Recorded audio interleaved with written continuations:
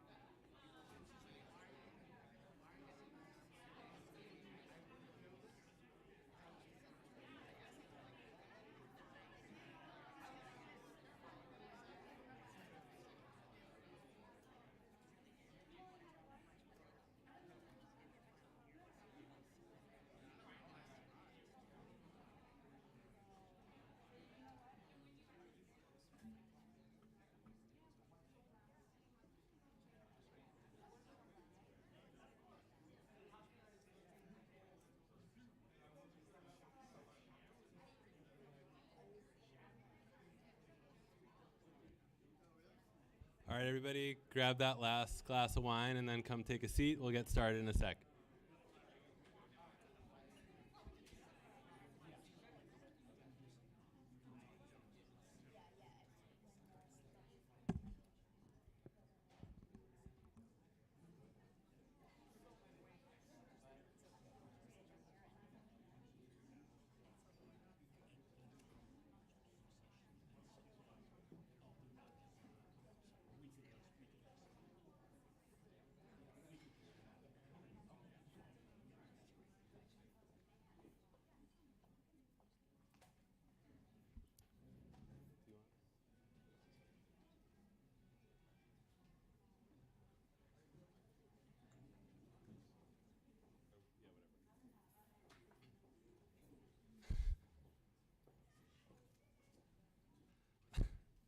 All right, good evening, everyone. Welcome to our first in-person DART Awards since 2019. We're really excited to be here. My name is Ariel Richin. I'm a journalist and documentary filmmaker, an alum of this school, and senior producer at the DART Center. Now, typically, you'd see our executive director, Bruce Shapiro, up here, but he has COVID. He's been promoted to the big screen, and here I am. So you'll hear from me now and again tonight. I'll also be moderating the panel later on, with our honorees. but I first wanted to just give Bruce an opportunity to welcome everybody from the comfort of his home office.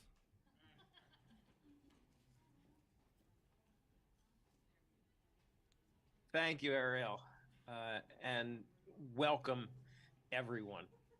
It is wonderful to be here, even if it's only virtual. I want to welcome officially all of you to the 28th Annual DART Awards for Excellence in Coverage of Trauma. As Ariel said, this is our first in-person public event since 2019, which is sobering to think about. It's good to see all of you here, but just because we all think we are done with COVID doesn't mean it's done with us, hence my big brother presence and my lurking on Zoom along with the rest of the virtual audience who are watching this live streamed on YouTube after I'm done speaking now. For those of you who've never encountered the DART Center before, we are a project of Columbia Journalism School, uniquely dedicated, the only university center in the world dedicated to fostering innovation and excellence in the reporting on violence, crisis, and tragedy, as well as support for the journalists dedicated to this very challenging work. We support newsroom training informed by trauma science, research, fellowships, and these awards. And we've done it through the DART Awards since 1994 and the DART Center since 1999. There's a lot of very difficult stuff happening in the world tonight, this week, this year. All of us have felt the buffeting of extraordinary events in our own communities and around the world. But tonight we are here to celebrate. That may seem a strange verb, considering that tonight's awards honor stories of tragic loss and gaping psychic wounds, disappearances in Mexico, health inequity in Los Angeles, police violence, forced migration, even a brutal gun assault on a local newsroom. These are difficult stories about difficult themes and difficult experiences. But the reporters, editors, and producers whose work you will meet tonight and who you will meet tonight in person confronted in these stories the most pressing issues facing our society with compassion, with journalistic rigor, with profound respect for survivors, with insistence on breaking silence around abuses, and eloquent storytelling. And in a time of fake news, of denial of accountability at the highest levels of power, at a time of war and autocracy, that is a profound and even joyful commitment that does deserve both sober honor and celebration.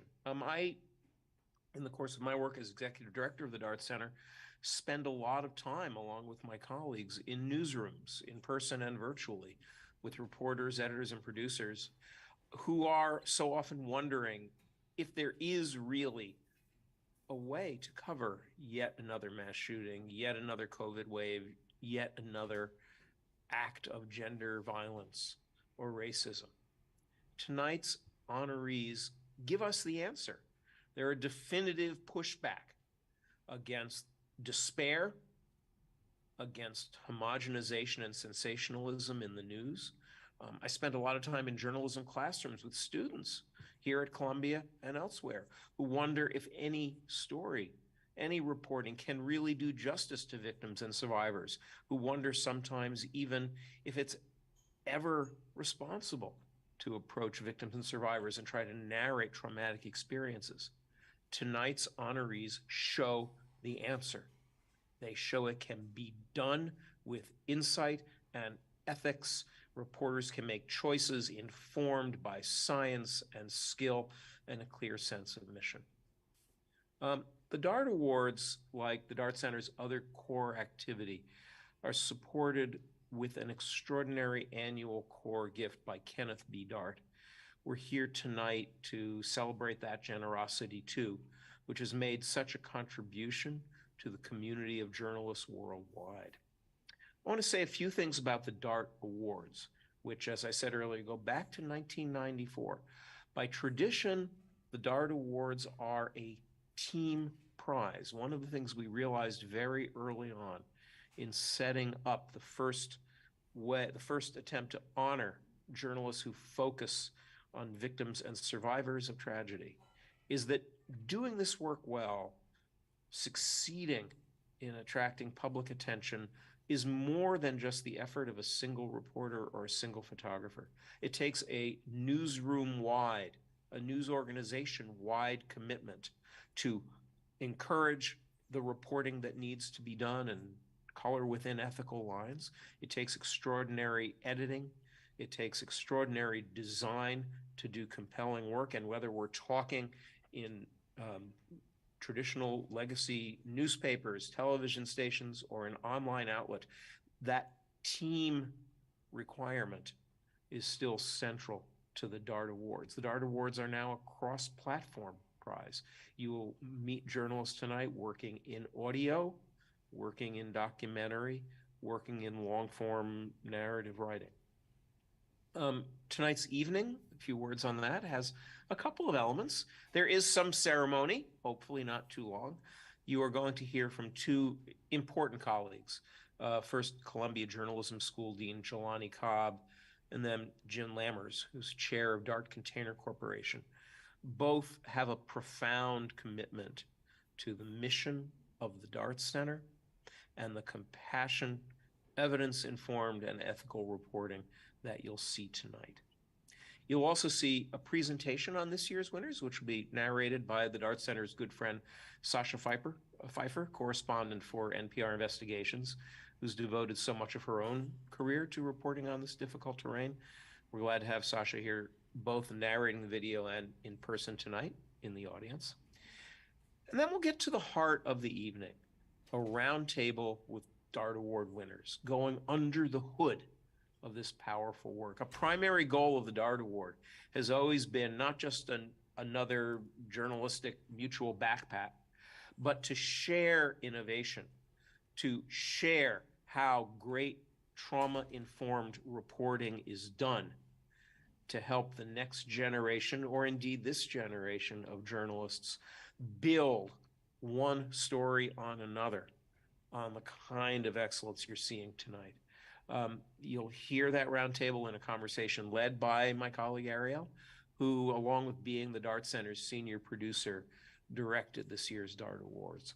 At the bottom, tonight's honorees all share a deep commitment to difficult truths too often suppressed, whether suppressed through active censorship or suppressed through the difficulty sometimes of confronting traumatic experience among individuals, families, and communities.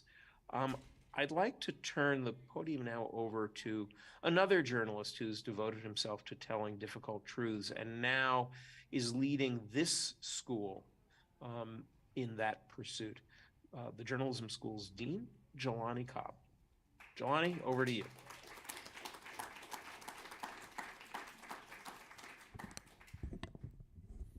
Thank you. Oh, okay. Thank you, Bruce, for that baton pass.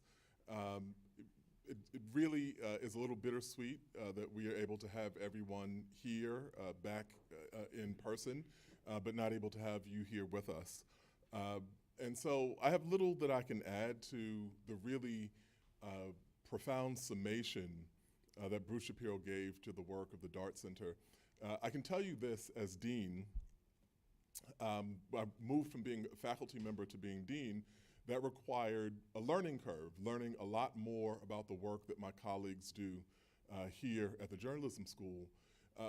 In many instances, it did not require much of a learning curve in terms of the DART Center, because if I didn't know through my interactions with Bruce Shapiro and Kate Black, and if I didn't know through having sat on DART juries, I certainly would know through the frequent, common, consistent commentary that I get when I'm out in the world about the Dart Center. I've kind of notably quit Twitter this week or last week, started a whole bunch of conversations I didn't expect. But back in the era where I was on Twitter, I would get references, especially when large-scale tragedies would happen. People would cite things from the Dart Center or tweet things from the Dart Center. And so it's just really edifying to see how the important work of this center has impacted Columbia Journalism School, has impacted the journalism profession, and has impacted the much wider world.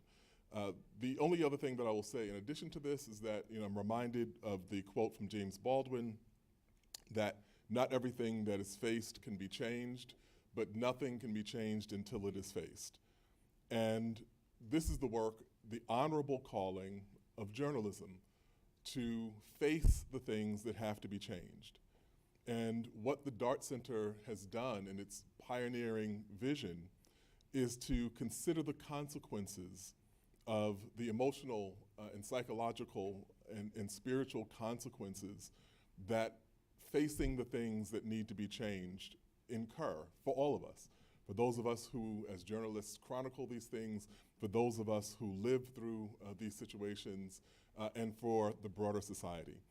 And so in that regard, I'm really happy to be here to welcome all of you. Special congratulations to the LA Times and to Atavist, but also to Vanity Fair and NPR and the Outlaw Ocean Project, which I will tell you definitively has the best name of any publication that I've ever encountered. The Outlaw Ocean, I was just thought like the Outlaw Josie Wales, that old movie. And so congratulations to everyone and welcome.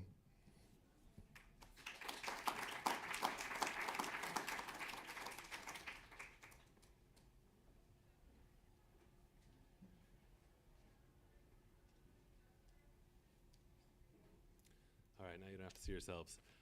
Thank you so much, Jelani. I'm now pleased to introduce a longtime ally, advocate, supporter of the Dart Center and our work for more than 20 years now, Jim Lammers, who you heard Bruce mention, chairman of the board of the Dart Container Corporation. Jim.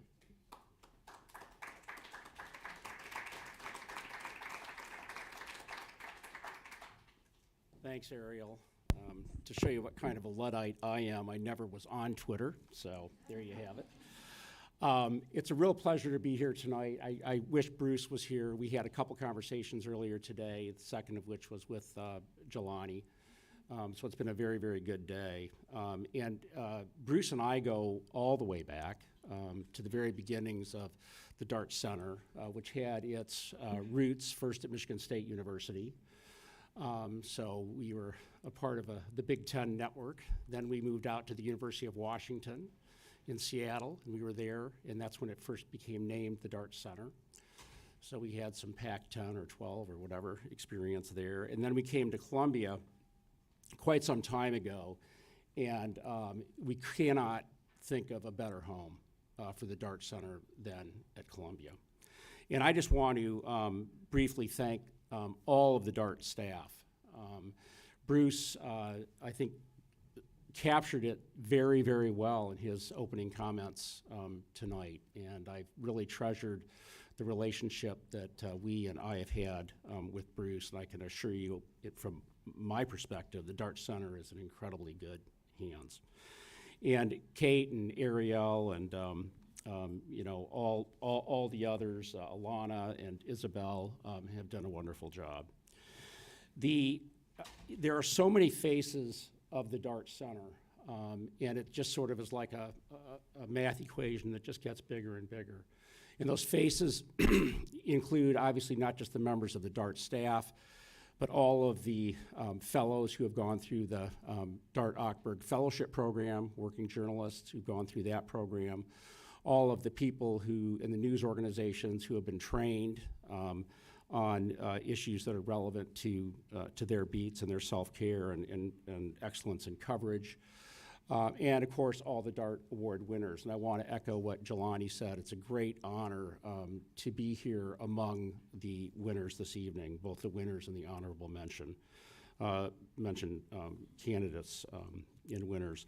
The work you do is incredibly important. I was reminded of that just coming up here. I think it's Francine from the Los Angeles Times, who is the photographer, came up and introduced herself. We had a wonderful conversation, and just hearing from her about sort of being in the belly of the beast on COVID-related coverage and tsunami coverage and the riots 30 years ago in LA were all sort of vivid reminders of the importance of the work. I mean, obviously, as Bruce said, I think the DART Center has never been more important than it is now. That's sad that that's the case, but it is the case. And I know from talking with Kate and Bruce and others that the demands on the DART Center are heavy. And they've been doing, I think, a Herculean job in terms of responding to those demands in terms of training and the other matters that they deal with. So I guess, in closing, I shared with Bruce this morning and with Jelani this afternoon that we're going to continue our support. We've been at it for 28 years now, and we're going to be providing $2.7 million over the next years to continue the core support of the DART Center, and it's something that is very important to Ken and to all of us, and I just want to thank all of you, the award winners, and the staff for a job exceedingly well done. Thanks.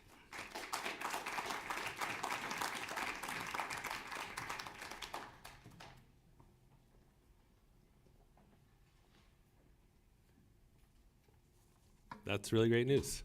Thank you. Thank you, Jim. Thank you, Jackie.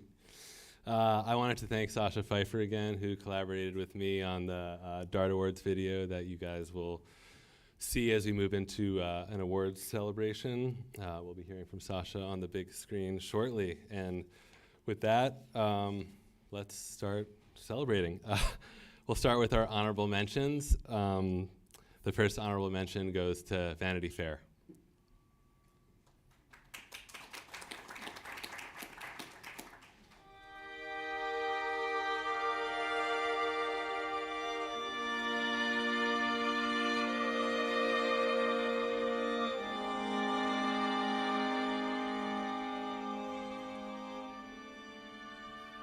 Vanity Fair received an honorable mention for They Were Sons. In it, 15 surviving mothers tell the stories of their children, all of whom were killed by police. Judges praised the project for painting, quote, a full picture of the men who died and what it means to lose them, and for showing the reader the human-shaped holes in the lives of their mothers. Our judges called it powerful first-person storytelling, unfiltered and unvarnished, and commended its ability to capture pride and pain at the same time. They said it provided a sense of all that lingers for families after the headlines and social media outrage passes. And they applauded Rita Amoka's self-effacement and courage. They called her work a profound exercise of journalistic responsibility and an act of refusal of the easy reporting path.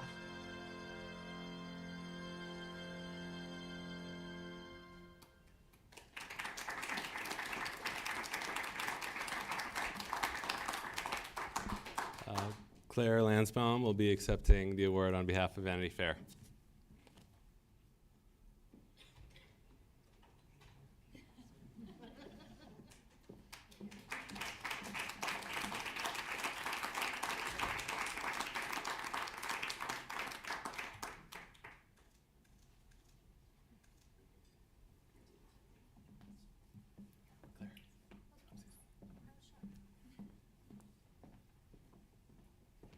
hard being the first one. There's no trend to follow. I would just say many, many, many kudos to Rita, who pitched this story to me while I was an editor at Vanity Fair, and to Vanity Fair's photography team, who sent a fleet of photographers across the country to capture the portraits that you just saw. Thank you.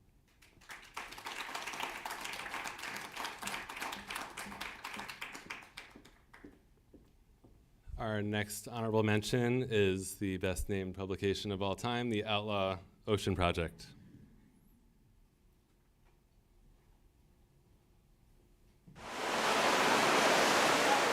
هذا البحر الأزرق اللي الناس بتتغنى فيه اتحول لمقبرة.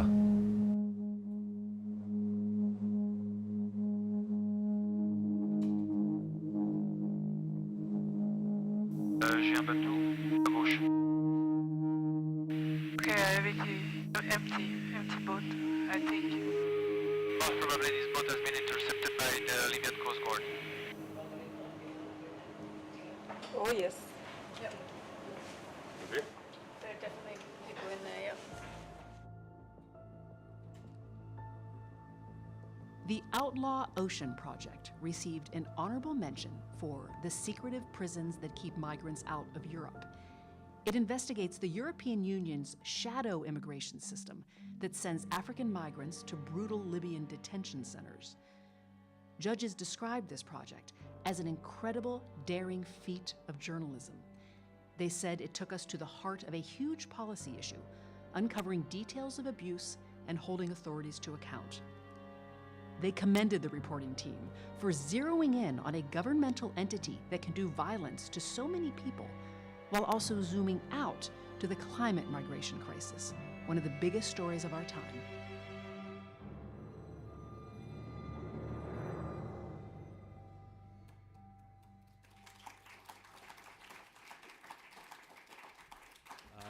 Joe Sexton and Edu, if you'd like to come up as well to accept the award.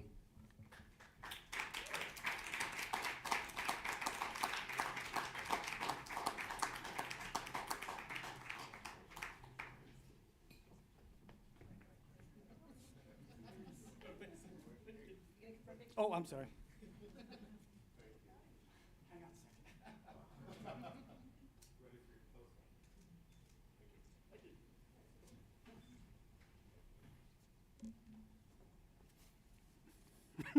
Don't be scared that I'm opening the paperwork. Thank you so much.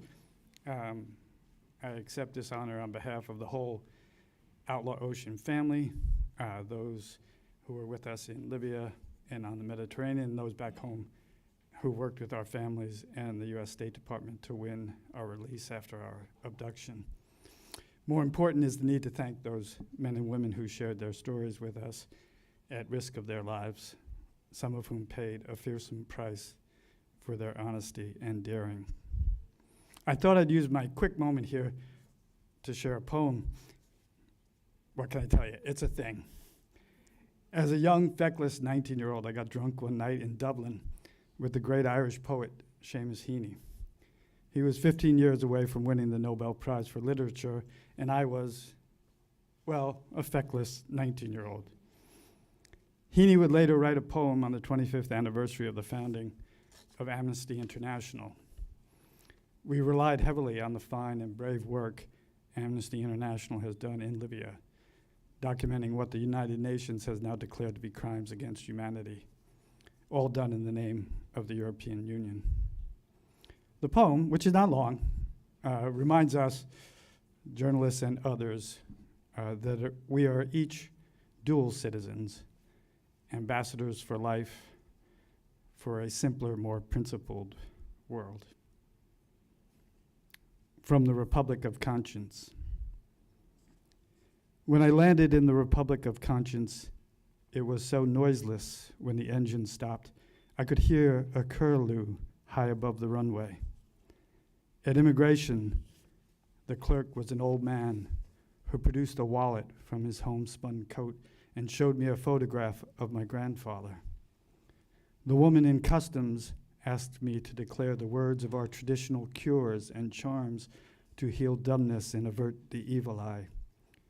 No porters, no interpreter, no taxi, You carried your own burden, and very soon your symptoms of creeping privilege disappeared. Fog is a dreaded omen there, but lightning spells universal good, and parents hang swaddled infants in trees during thunderstorms. Salt is their precious mineral, and seashells are held to the ear during births and funerals. The base of all inks and pigments is seawater. Their sacred symbol is a stylized boat. The sail is an ear, the mast a sloping pen, the hull a mouth shape, the keel an open eye. At their inauguration, public leaders must swear to uphold unwritten law and weep to atone for their presumption to hold office, and to affirm their faith that all life sprang from salt in tears, which the sky god wept after he dreamt his solitude was endless. I came back from that frugal republic with my 2 arms the one length. The customs woman, having insisted my allowance, was myself. The old man rose and gazed into my face and said that was official recognition, that I was now a dual citizen. He therefore desired me when I got home to consider myself a representative and to speak on their behalf in my own tongue. Their embassies, he said, were everywhere, but operated independently, and no ambassador would ever be relieved. Thanks so much.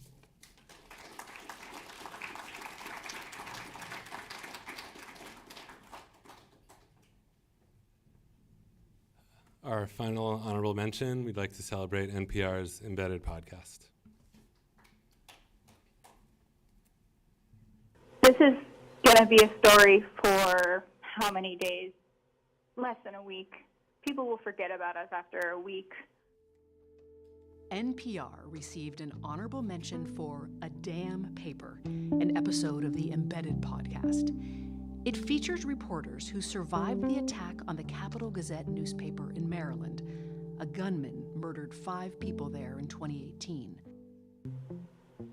I just don't know what I want right now, right? But I'm gonna need more than a couple days of news coverage and some thoughts and prayers, because our whole lives have been shattered. I appreciate the prayers. I was praying the entire time I was under that desk. I want your prayers, but I want something else. Judges called the episode a masterpiece of trauma-informed journalism. They said it cuts right to the heart and helps listeners understand the real impact of violence directed at this profession and at the democratic institution. They praised the team's persistent, careful, and caring touch, as well as its straightforward, unblinking approach, from the reporting to the language choices to the structure to the ways it demystifies local news.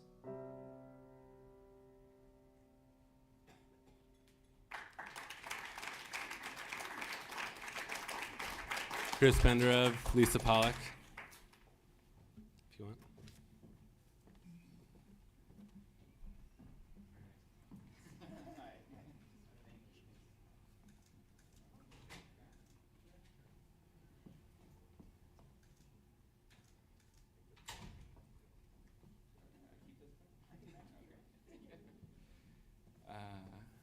I will be very brief. I don't have a poem, unfortunately.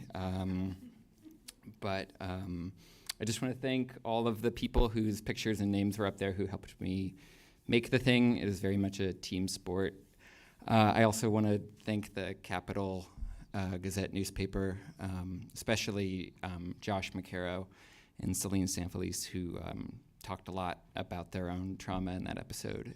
The Capital is still like an extremely under-resourced paper, actually a lot more under-resourced than when we started the whole story back in 2018. And I will thank my wife, who built our son's crib herself 8 months pregnant while we were finishing these episodes. So anyway, thank you.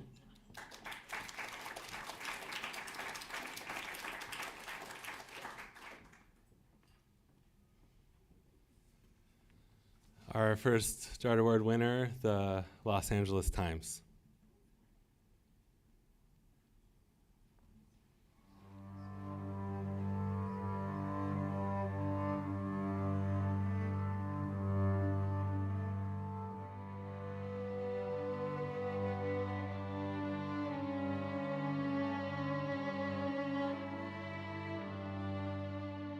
The Los Angeles Times received the DART Award for Disease, Inequity, and Resilience in South LA.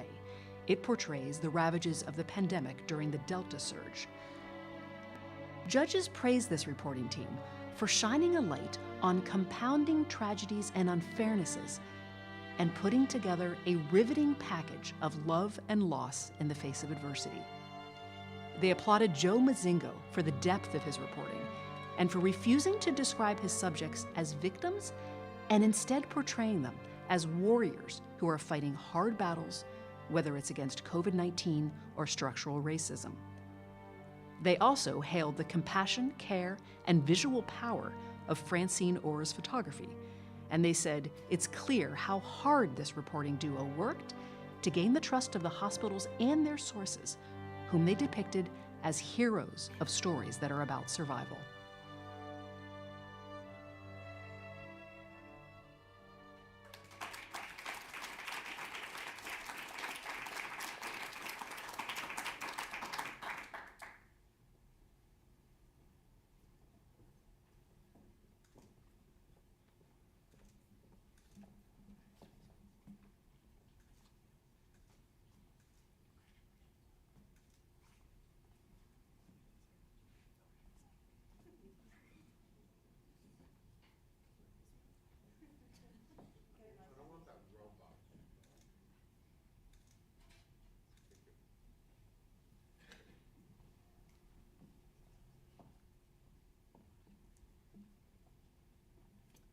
I'm not prepared to talk this evening, so please bear with me. Do we have any students in the audience? I'm speaking directly to you then. So 30 years ago, I was an intern with my friend Julie Brown Harwood. And the LA riots happened in '92. My very first assignment for the LA Times that I did, I mucked it up. I didn't get great images when I was an intern. My first assignment, I was sent out to take a portrait of a woman that had lost everything during the riot. And she started to cry. And I stopped, I waited for her to compose herself, and then I took the portrait. I was very proud of myself for my compassion. And I took my information, my portrait, back to my photo editor. And she looked at my work, and she was angry at me because I had failed. I messed up my first assignment for the LA Times. She said to me, "Cry if you must, but take the damn picture." And I've been trying to do that ever since. Journalists must be compassionate, they must be caring, must be honest, but we also have to have access to stories. We have to have great narrative reporters, like Joe Mozingo. We must have photo editors like Rob St. John. Hector Becerra was the word editor on this piece. I have to just say thank you to those people. I just want to say also thank you to all the people that allowed us to tell their stories when they were in the most vulnerable situations of their lives. Not only the patients, the few family members that we witnessed, but also all the doctors, nurses. Truth matters, journalism matters, and I hope that you would look at me as an example as a student. Just keep working hard, just keep motivated, just keep practicing journalism. And I'm so incredibly honored to receive this award along with my colleague, Joe Mozingo. Thank you.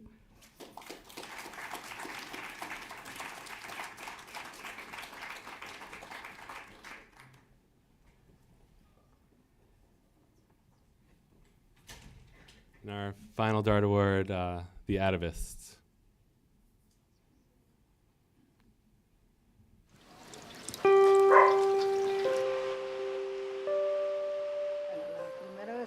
búsqueda, pues no sabíamos qué identificar un olor ni nada, pero como todo el tiempo he estado en el campo, sé identificar los olores de la tierra húmeda, seca, y sé identificar también el olor de la tierra a un olor diferente. Y se sabe el olor de un animal al de un ser humano, no es el mismo olor, pero sí son olores fuertes, pues, pero se identifican, y eso escarbamos y encontramos un tesoro. Entonces yo dije, si este olor tiene la tierra, que tiene un cuerpo o otra cosa, pues tenemos que identificar los olores.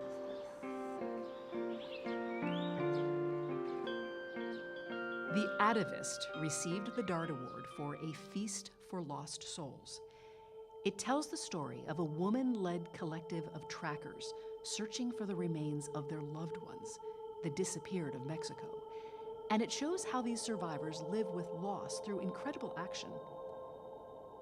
Judges described it as a deeply moving piece that stirs our collective empathy and gives voice to the unspeakable. They praised writer Annalise Jolly and photographer Zahara Gómez Lucini for letting their subjects grieve and breathe in their own time, and for providing the reader with a real connection to their pain.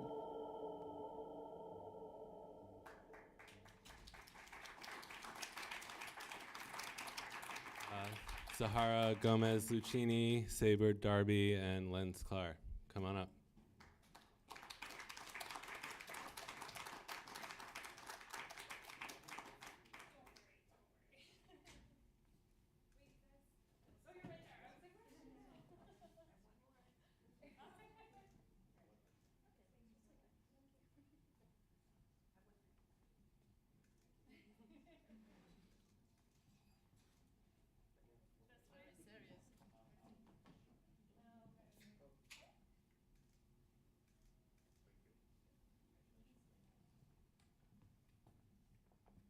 Hello, I'm Sayward Darby, the editor of The Atavist, and this is such an honor. The Atavist is an incredibly small operation. I'm the only full-time staff member.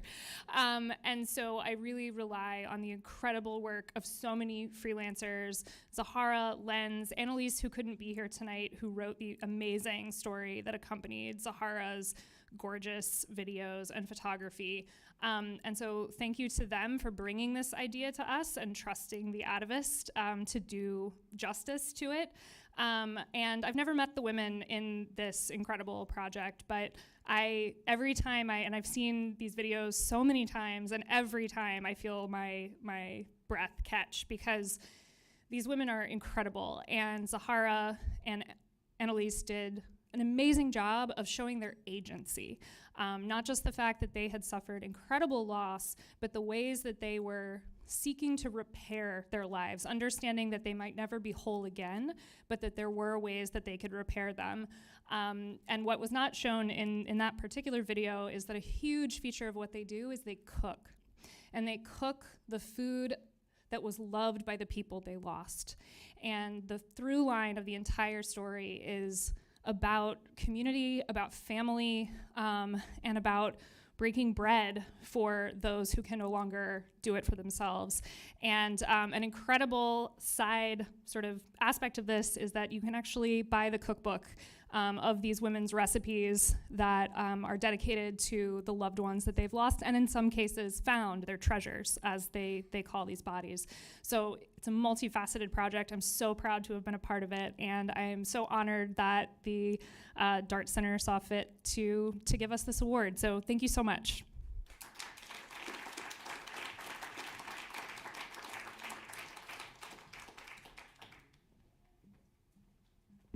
All right, so we're now going to be moving into a panel discussion with our honorees. So if all of the panelists could make their way up here, everyone else, you can grab a drink, move a little bit closer, fill those seats. We want it to be a conversation, and we'll just be starting in a couple of minutes to get under the hood of these projects. Thanks, everyone.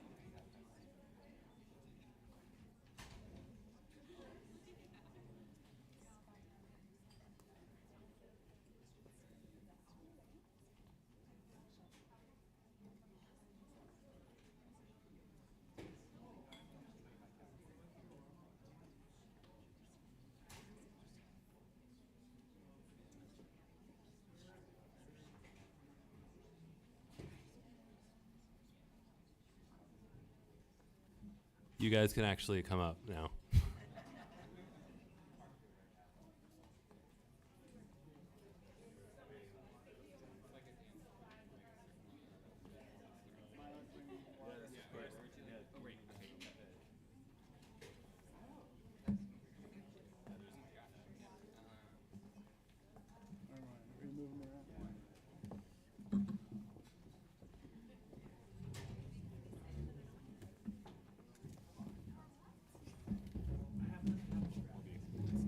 Yeah, exactly. That's totally fine.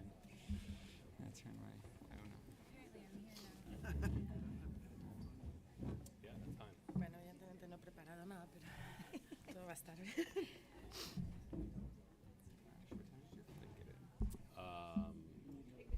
Sorry. Oh, okay. El video del COVID me hizo llorar porque yo era una de las personas You sounded fine. It's ¿En good to ese? know, Arno.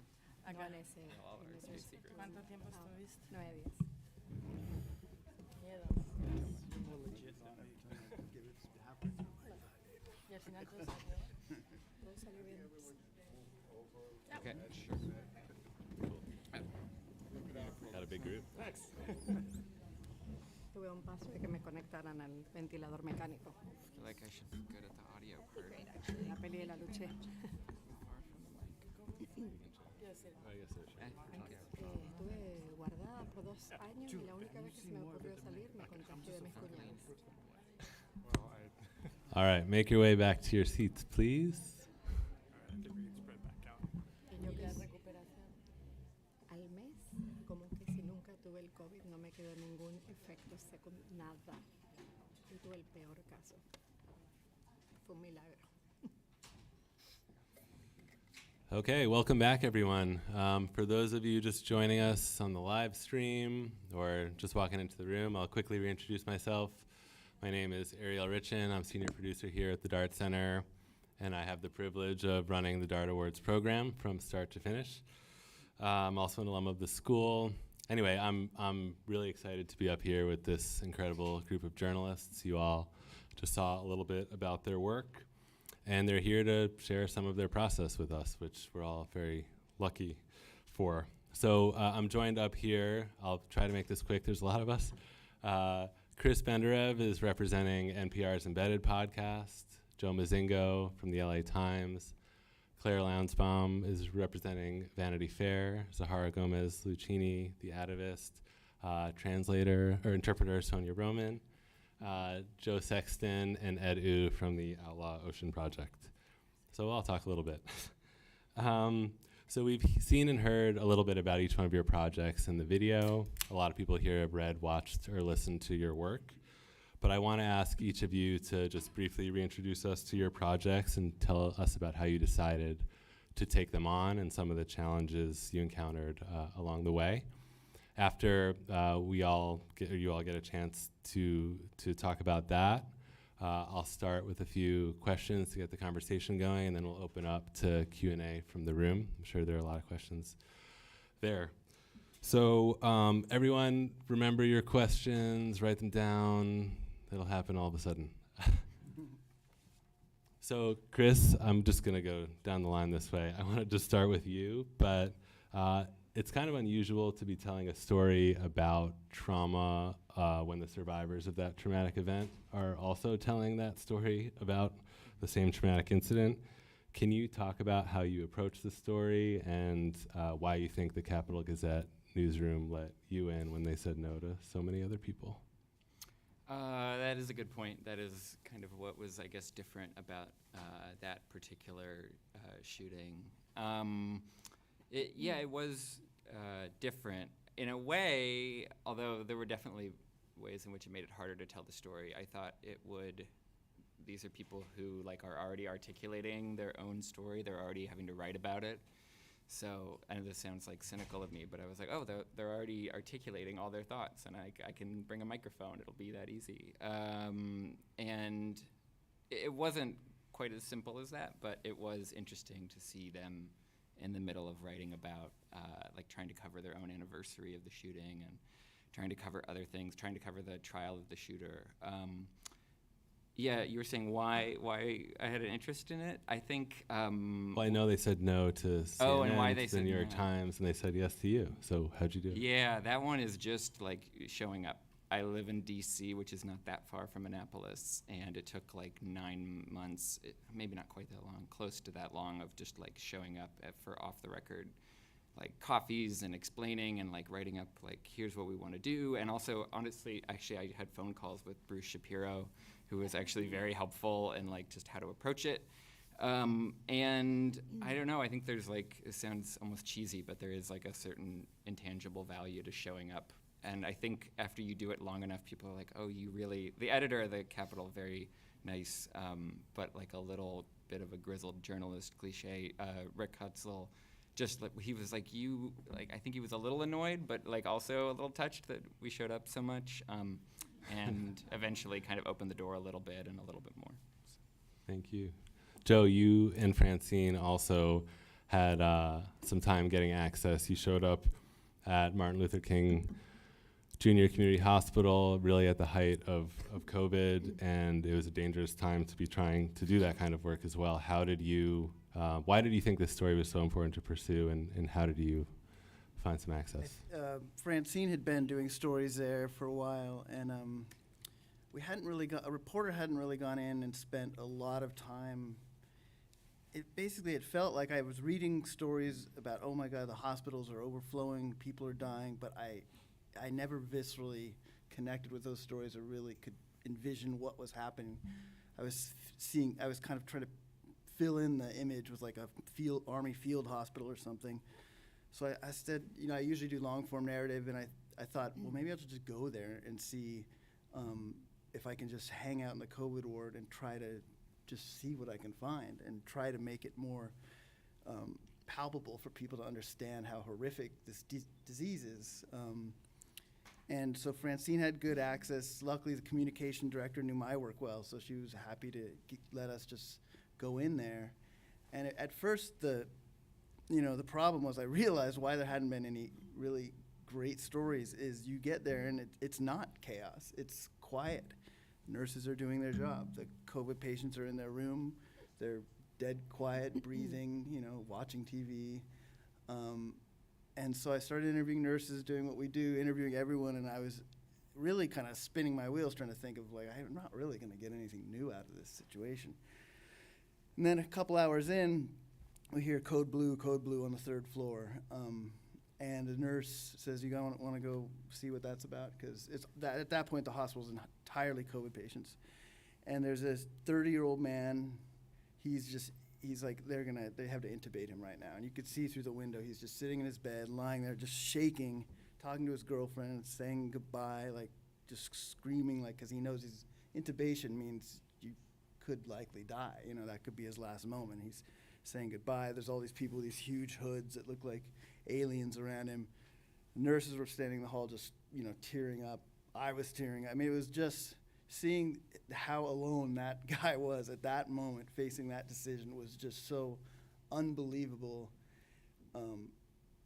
that it hit me, and then I still had to figure out how to do the story. So at like lunch, we were starting to talk through it and talking through it with nurses, and we realized, everyone reaches that, well, not everyone, all the severe cases reach that point where are you going to be intubated or not?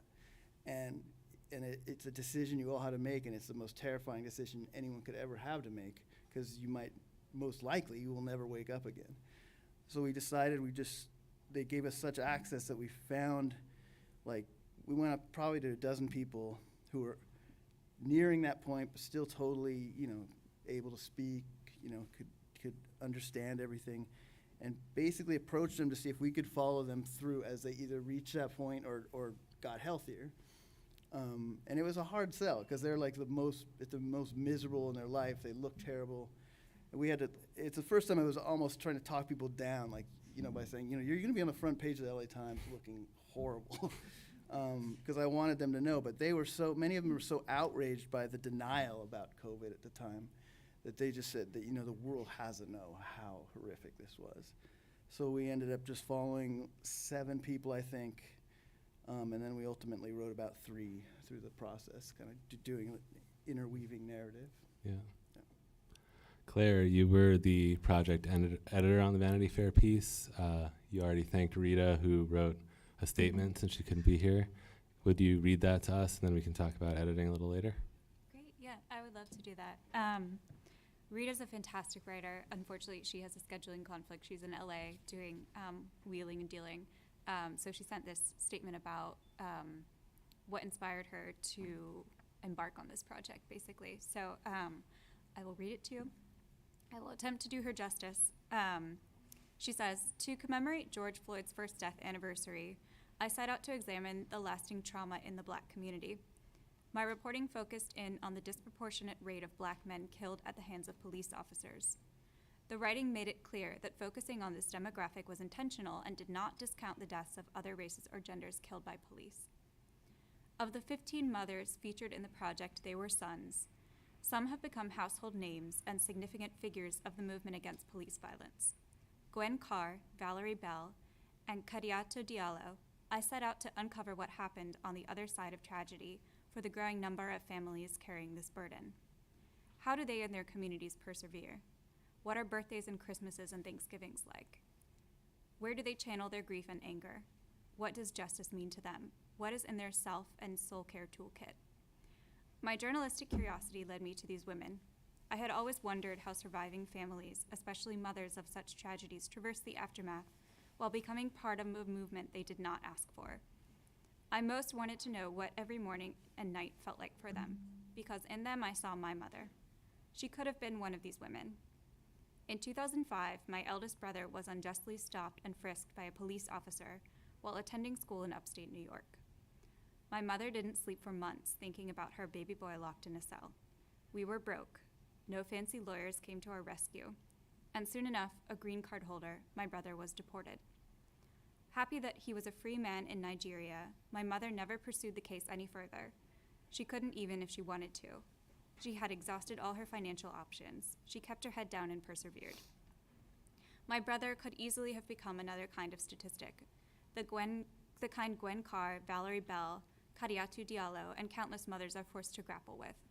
That notion pressed on me harder as I watched George Floyd take his final breaths. I thought, what if my brother didn't survive his police encounter? Would Mom be forced to stand in front of flashing cameras and elongated microphones, seeking justice and accountability?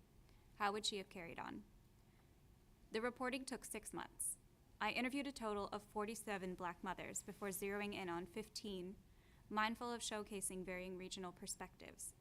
I also deliberately kept the story in the mothers' voices. For so long, these women were accustomed to being another quote or forceful soundbite, their words turned into catchphrases or summarized to fit a specific narrative. I wanted readers to engage directly with each mother's words, to read the hope they had in their sons' futures, to comprehend the persistent consequence of police violence, to grasp how one traumatic event can forever change the trajectory of many. Thank you. Zahara, you and Annalise also worked on a story about mothers who often, their children were disappeared, their husbands were disappeared, they were killed in many cases. You had already worked with these women before you started reporting the story. Can you tell us a little bit about how the project came to be? Just, I want to say thank you to have a wonderful translator, because I'm a little bit nervous, so I think it will be easier if I speak Spanish. Entonces, esto empieza.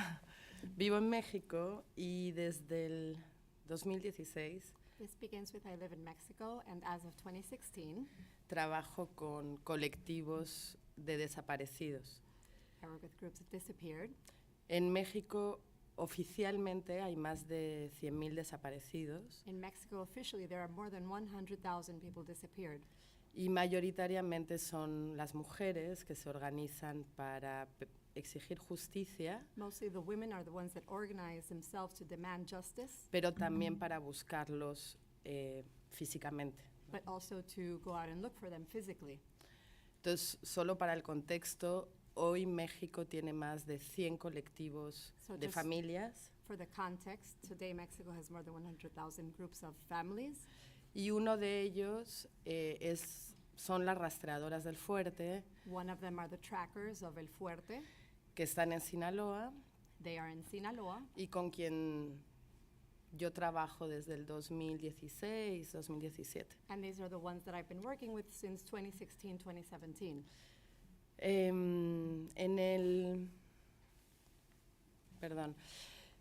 Después de trabajar mucho, digamos, desde el periodismo clásico, o fotografía clásica, After working for a long period of time with what I would call classic journalism, classic photography, sí encontré un problema grave de cómo se cuenta esta historia y cómo se puede invitar a la sociedad civil a ser parte. I found a serious problem with how they are telling these stories and how we can have the civil society be a part of it. Y en ese sentido, buscando formas y hablando mucho con ellas, And in that sense, looking for ways and talking to them a lot, les propuse hacer un proyecto en coautoría. I proposed to do a project with them as co-authors, Que es el libro de recetas, which is the recipe book, donde cada una cocina el platillo preferido de su hijo, where each one cooks the favorite platter of their sons, y explica cómo cocinarlo, ¿no? and they also explain how to cook it, of course. Y entonces hicimos un libro, So we made a book. y meses después, Months later, Annelise me contactó Annalise contacted me con muchas ganas de hacer algo juntas también. with a big desire to do something together as well. Y ahí apareció Seward de The Atavist. That's when Seward from Atavist also appeared. Y fuimos a Sinaloa a trabajar. We went to Sinaloa to work. Y yo les propuse en la misma continuidad a las tres de decir, bueno, ¿cómo construimos una historia juntas? And with the same continuity, I proposed to the three of them and asked, how do we construct this story together? Y con la ayuda de Lens With the help of Lens. Y de ellas hicimos esta narrativa, ¿no? And with their help, we made this narrative. Thank you. Joe and Ed, the Outlaw Ocean Project, you were reporting on places that no one wants us to see, Libyan detention centers run by militias. Can you tell us a little bit about how you were able to bring us there and some of the challenges you encountered while trying to do that? Sure. I thought I had come prepared. I have pages and pages of notes. But then I didn't realize I was going to encounter a fresh trauma myself, because 20 years ago, I desperately wanted to hire Joe Mozingo when I was deputy metro editor at the New York Times, and he got away. But so Got away. I've suffered from that ever since. But it's been a delight to see him make the Times regret it every day since. So, and talk about great names. How about Joe fucking Mozingo? Anyway, the idea of going to North Africa to report the really horrific story of what the European Union had wrought. The European Union, tired of actually accepting and trying to cope with floods of migrants from Africa and the Middle East, had decided it would outsource the dirty work of enforcement to, a broken country like Libya. And the disaster that has ensued is fully predictable, and the European Union is fully culpable.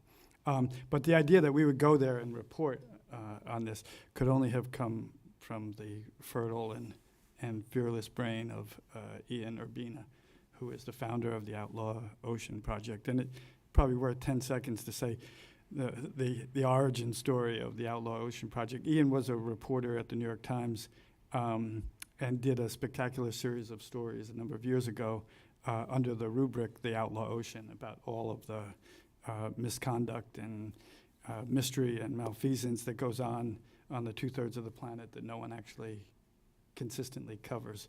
And it was a brilliant body of work, and he was approached to by some organizations who are interested in funding more of that kind of reporting. So he, in a quite daring move, left the Times and founded the Outlaw Ocean Project.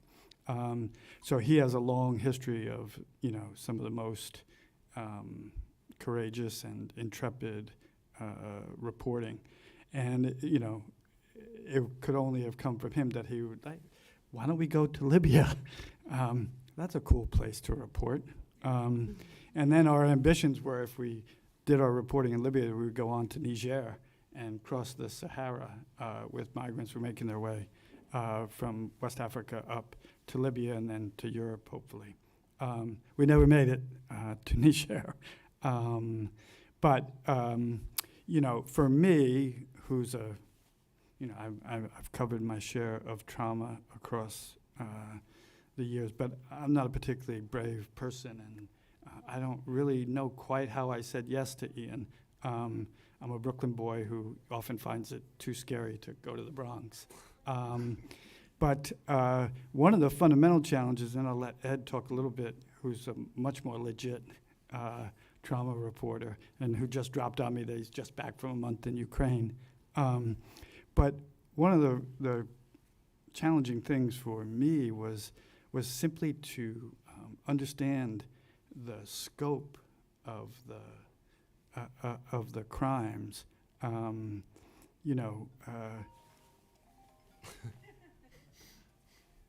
Barack, I told you, don't call me, man. Come on. I'm so sorry. Fucking Obama, he's got nothing to do. He's got to call me. Most of the traumatic events that I'd, been involved in covering were quite intimate, whether they were a particular murder or, even on the grander scale of 9/11, when 3,000 people perished in 102 minutes downtown. This is tens of thousands of people being moved through these, what really can only be called the equivalent of concentration camps. And, just the enormity of the horror, it's quite intimidating, and like, how the hell are we ever going to tell or adequately tell that story? And we sort of settled on two things. One, Ed did some extraordinary reporting out on the Mediterranean. But we thought, well, we're going to tell the story of one African migrant who was shot to death inside the most notorious of the detention centers in Libya. From his birth through his decision to leave, to try to make it to Europe, to his capture on the Mediterranean, to his imprisonment at the detention center known as Al-Mabani. Maybe if you could set your ambitions to just tell one person's story, you might be able to get your head around how to actually do it. But on many levels, and Ian will probably get mad at me for saying it, it was a preposterous idea, I think. Libya is not a broken country. It's a violent place. Reporters don't go there, really. And to go there and then try to report on the most sensitive thing that, the Libyan militias were engaged in. God bless Ian for his courage. And I suppose God saved me from my own craziness to have said yes. But I'll let Ed talk a little bit about his experience. So a lot of the reporting that I was doing is in the Mediterranean in a ship called the Geo Barents. So I was with this group that was intercepting and rescuing migrants as they made it across the border, across the Mediterranean. And so as a filmmaker, photojournalist, reporter, I think what was really interesting is that covering trauma, we spent a lot of time, or I spent a lot of time with these migrants at their worst moments, at their best moments. We met these people on these ships who had been at sea for 48 hours, 72 hours adrift. And so when we showed up on these ribs and this large ship to essentially save them, it was kind of the best moment of their life that they would realize that they were okay. And there was this refrain that the rescuers would say, which is like, "Inta amen, you're safe." And seeing that was really amazing. But at the same time, too, as you know, based off of the reporting from Libya, these migrants have been through some horrible things. And so people came from all over, from Bangladesh, from Sudan, from Syria. They made this incredible journey to get to Libya. A lot of them had been held in these detention centers where they were beaten and tortured and extorted. So by the time that I was covering them at the safety of the sea while they were trying to figure out would they make it to Europe, would they be turned back, I was really struck by the universal language of trauma, that, you know, there were dozens of languages. The only language I could speak to them is Arabic, but from Bangladeshis to Sudanese to people from all over, it felt like trauma and that hope, but also that contradiction needed no translation. And so I spent a lot of time, you know, down on the decks for a week or 2 weeks with these people trying to kind of just understand like that landscape and that terrain of where hope meets despair. And, you know, I just find that when you're covering people who've been through traumatic events, they're not defined by just their trauma, they're defined by their hope. And so I found myself kind of like propped up between these two really specific feelings at any given time, that they were going to make it to Europe and hopefully they would be safe, but they would have to deal with everything that came before that. And it was actually quite difficult, but also it was quite inspiring. Thank you. That makes me think of boundaries. We all are, when I report, when people in this room report, there's navigating the expectations of your sources you're working with, maintaining boundaries, people who run hot and cold, people who rely on you for help, for friendship sometimes, and then other times completely ghost you. For me, like, I'm wondering how you all, and anyone can jump in, we don't have to go up and down this line anymore, but how you navigate that experience with people who you're working with on this story and on others, how to maintain boundaries. I will call on someone if I can talk about that. Okay, great. I think so. As a filmmaker and as a visual person, you know, we just have to be there. And I find that keeping boundaries with participants is quite difficult because you kind of want the whole landscape of their good days and bad days. And one major part of that is consent, is trying to figure out, like, is it okay for me to kind of be here with you on the worst day of your life or after this incredibly horrific moment? And I think the key thing is, like, if as a journalist you can portray the totality of someone, I think what I usually ask people is, like, can I be there at your best times but also your worst times? And you kind of, like, if you define them as a whole person other than whatever their trauma is, and you just show everything else, then you kind of, like, balance that out. And I think that's kind of the fair way to respect the people who we report on. And I think that's kind of like how you keep those boundaries and you just respect. Yeah, I think, at least in our story and a lot of stories that we do, especially when there's no language barrier, just developing a rapport, really kind of in some ways taking off your reporter's hat and just getting a sense, is this person getting annoyed with my presence right now? Like, are they sick of me? I'm just hanging here for 4 hours. Do I really need to be here right now? It'd be better if I come back tomorrow. And just, it's really trying to read the person and always be thinking of what you need and what you don't need sometimes. You don't need to just tag along someone constantly. We were in and out of these hospital rooms. They couldn't talk very long. They had COVID, so they could, we would talk very briefly, let them breathe.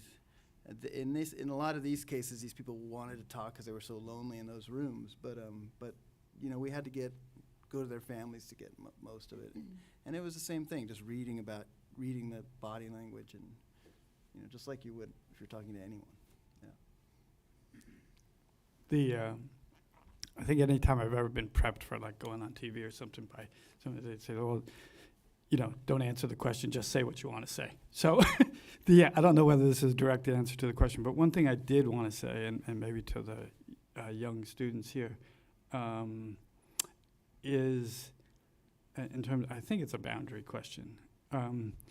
But we all are conditioned as reporters or journalists or whatever we want to call ourselves, that the mission is to get the story, right? To get the impossible interview. It's a badge of honor to say you got somebody who didn't want to talk. And that is well and good up to a point.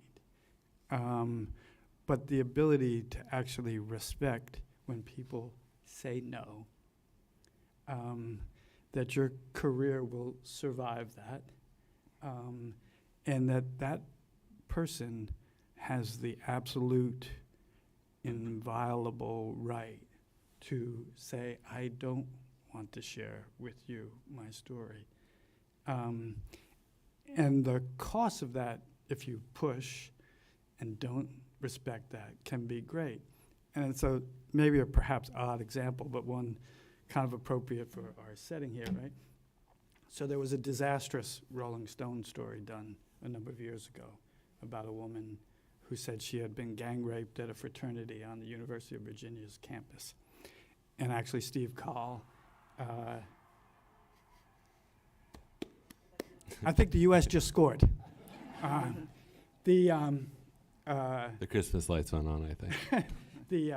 Steve Cobb actually did the investigation into what went wrong in that story, and it was a very thorough and damning autopsy. But I think what got lost in it is, if you go back and listen to that story, so the reporter was working with this woman, and at a certain point, you know, she thought she had what she needed, had the perfect victim, and the woman said to her, I don't want to go forward. And how much would have been spared had that reporter said, you know what? I don't know whether that's because she's fearful of telling her story, that she doesn't want to, or maybe that she's making it up, whatever, but the reporter wouldn't let go and strong-armed her into going forward with the story. And disaster happened. And so I just think, while it's a slightly unorthodox way of appreciating the point, if people say no, respect that, honor that. They're safer for it, and you likely are too.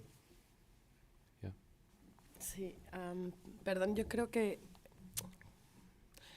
yo no estoy segura que se puedan poner realmente límites, o yo no trabajo así. I'm sorry, I don't think you can really set borders, or at least I don't work that way. Sobre todo cuando, no sé, buscas caminos colectivos. Especially when I don't know you're looking for group paths. Los límites desaparecen. These borders disappear. Porque es un diálogo permanente. It's a permanent dialogue. Y no estoy segura que haya gente que tenga la capacidad de decir no. And I'm not sure if there are people that have the capability to say no. Con los colectivos de desaparecidos, with these groups of disappeared, yo me di cuenta de algo que muchos periodistas venían a trabajar con ellas. I realized something, that a lot of journalists were coming there to work with them. Pero las entrevistas siempre eran las mismas preguntas. But the interviews always consisted of the same questions. Y evidentemente estas personas que están en una situación de muchísima vulnerabilidad, and it's evident that these people that are in a situation of so much vulnerability, y que buscan justicia, claro que quieren contar sus historias. And they're seeking justice, of course they want to tell their stories. Pero creo que nosotros tenemos que encontrar las formas de contarlas de otra manera. But I think we have to find a way of telling these stories a different way. Porque si siempre hacemos las mismas preguntas, siempre vamos a tener las mismas respuestas, ¿no? If we always ask the same questions, we are always going to obtain the same answers. Entonces, perdón, estando con ellas, me pasó que me di cuenta que siempre contaban la desaparición de su hijo de la misma manera, lloraban en el mismo lugar, y ya tenían un guión del trauma. So I'm sorry, but being with these women, I realized that they always told the stories in the same way, they always cried in the same way, they already had a guide or a script to their trauma. involuntario, ¿no? And Evidentemente. it was something that was involuntary, of course. Y creo que eso sí es nuestro trabajo y es difícil que alguien en esa situación de fragilidad pueda decir, uy, no quiero. A And veces no puede. I believe that this is our job, and I think that the person being in that fragile condition sometimes can't. It's our job to do that. Thank you. Claire, you had mentioned that Rita interviewed 57 people and you ended up with 15. Can you tell us, that's hard to do for people who tell you their story. So can you tell us a little bit about how you went about that process, deciding whose story would be in the end and how you communicated that? Sure. So like I said, Rita, we had never worked together before, and this was the first story that she ever pitched me, and it kind of landed wholesale in my inbox, and it was remarkable. She's a fantastic writer, but she also loves, a bolded sentence in an email and like a bullet point, and it guides you well as an editor. And it's sort of reassuring too. You're like, okay, this person can do this thing that they're telling me they can do. She had done a tremendous amount of legwork already. She had built a lot of the relationships with these women because this was something that she was just wholesale interested in as a human. And we kind of went back and forth. It was an issue of volume. Like, you have to, as an editor, think about you want to do justice to these women who are speaking to you and being vulnerable with you, but you also need to engage a reader on a web page. So most digital journalism is about that balance. And so I was like, okay, what is feasible? And we really wanted to do photography with it too. So what is feasible with our budget? Not to take all the romance out of it, but what is feasible to do in terms of photography as well. So she had suggested, all of them. She had suggested maybe 2 or 3. I didn't think that was enough. I wanted there to be kind of a middle ground where you'd be sort of hit with the force of hearing all of these stories one after the other on the page. So we settled on 15 for the sake of logistics and for the sake of storytelling. And I think that they worked well together. I wish she was here to tell you more about the interview process. She got really close to a lot of these women and keeps in contact with many of them. And I just think what she did was remarkable. Thanks. Another editing question for the other editor up here, Joe. You talked a little bit in your speech about the incident when you were the reporting team was detained. Can you talk about how you were able to incorporate that into the story and what challenges you maybe faced in trying to do that? I'll try. I suppose just to give a little context to whatever. So there were a team of 4 of us who went to Tripoli, and we had been there about a week and done some quite, extraordinary and maybe reckless reporting. And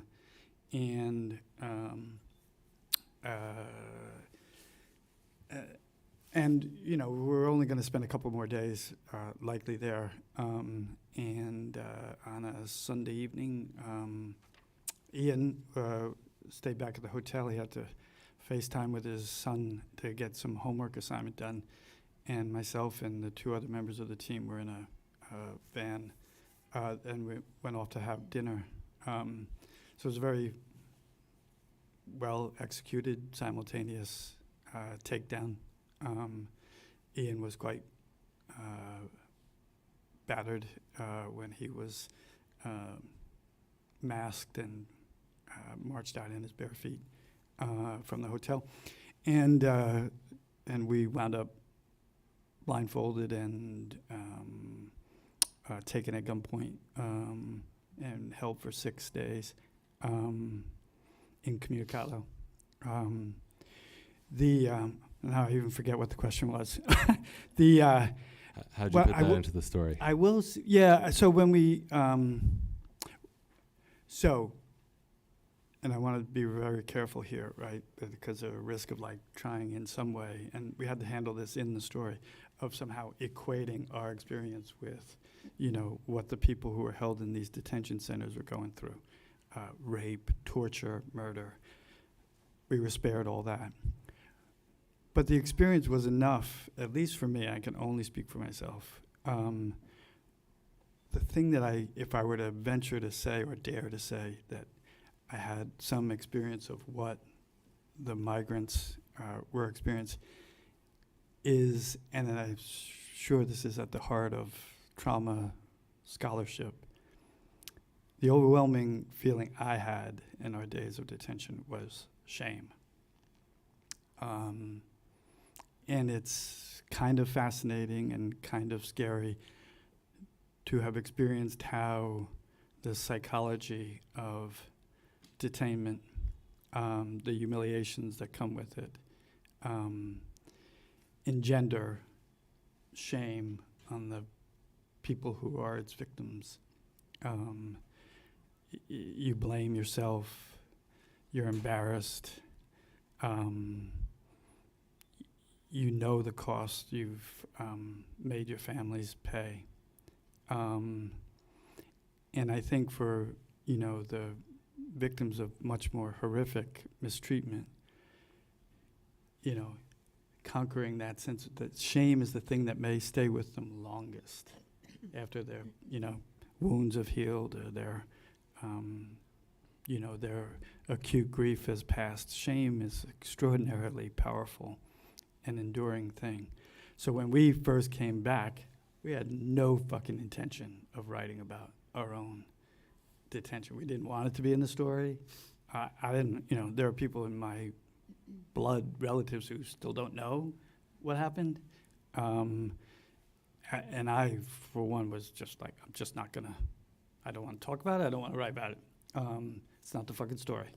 And we worked our way through several drafts and, you know, got to a point in which, both with a little distance from the experience and, you know, where it seemed like a real utility that was true to the story. And, you know, whatever little glimmer of the, you know, gross mistreatment going on in Libya that we did experience lent a certain authority or integrity to the final story. So we agreed. It was very brief in the story. It happens very late in the story, and it is very modest. But we thought it was essential, and people may disagree. Thanks. If people want to start lining up for questions, I'll ask one more for now, and that's, you know, Francine's speech directly to journalism students. What, in Zahara, what you just said about maintaining boundaries being ridiculous in the first place, which I feel that too.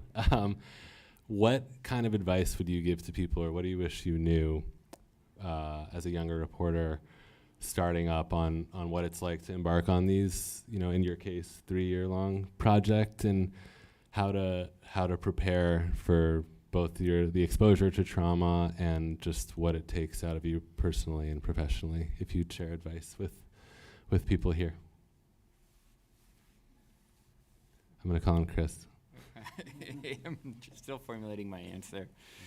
I agree with it's a weird thing, the boundaries question. I wish I could explain. It would be hard to explain to the younger version of myself.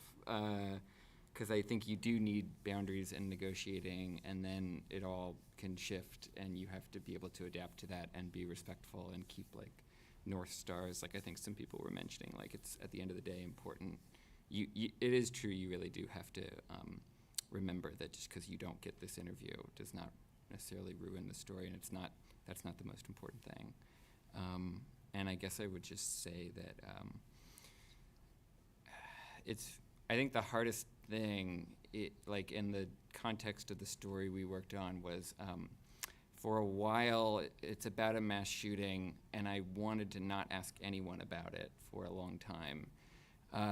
Like the idea was it was just going to be about the aftermath of it. And I do think a lot of it's about the aftermath of it. But I had one of my editors was like, you're probably going to need to ask people about it eventually. And I kind of like resisted and resisted. And then I think as delicately and through like some many phone calls before the interviews and kind of and some people and like sussing out things, and people would change their mind even during the interview. We did do that, and that is actually the subject. The weird thing about this series of podcasts, there's like 4 episodes. The first episode, which is here, is mostly about the day of the shooting. I think we've done it like as respectfully as we could, but it was by far the one that resonated with people, including people at the paper, the most. And I don't totally know how to like square those two things, because I do think you don't want to just like, you know, just feast on that kind of the darkest parts of someone, but I do think you have to find a way to do it, and I do think you have to find a way to do it that involves asking new questions. So anyway, that's kind of a roundabout answer. I'm going to follow up with you quick, because Sure. you did, I read that before your interviews, you would tell people kind of what subjects you were going to touch. You'd give people breaks, let them stop. You Yeah. also decided not to name the shooter. Can you talk about those sort of craft decisions? Yeah, and there's probably things I didn't think of, but we just tried to do most of the time, like, here's what I'm going to talk about, like these topics. I didn't give people questions in advance, but it did feel right to like say, okay, these are the things I want to hit on. Are you okay with that? Like here, I don't know if it really does help, but I tried to give people like examples of phrases they could use to pause or stop the interview or jump kind of like, okay, I want to jump past this. I'm not ready to, or I want to move on. People didn't use it that often, but sometimes they did. And then there were sometimes like one of the people I talked to was like, I will talk about everything that happened on the day of the shooting and after, but after, like from the point which I was escorted out from the crime scene. Like I don't want to talk about before that. So that was like a negotiation.